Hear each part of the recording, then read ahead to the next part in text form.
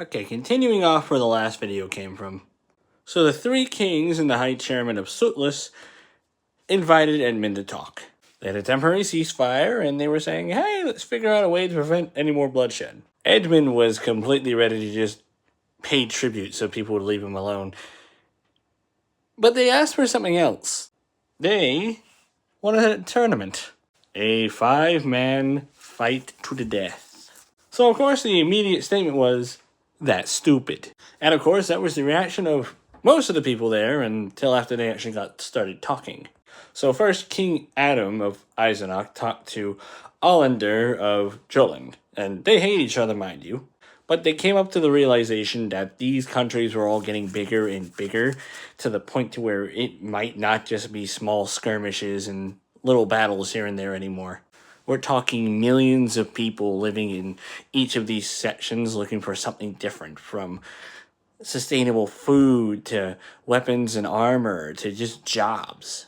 The job market in Jurgen is very hard to follow when the only people who want to work are the ones adventuring.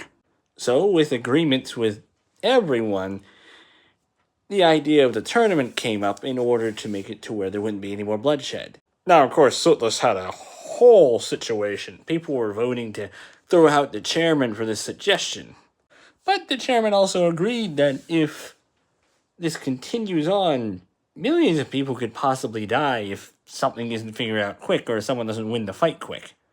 So maybe a 5-way fight between these guys might be able to solve the problem before it gets way further out of hand than they want. And Edmund, the whole way through, decried that it was stupid. Simply killing another challenger isn't a way of proving your capability of a king.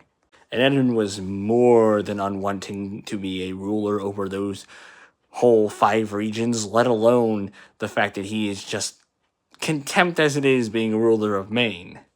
But Erdo doesn't really have a choice, because if they don't do it, they're eventually just going to get slaughtered. So the tournament happens, and the unfortunate statement is that there are no rules as to what weapons you can bring.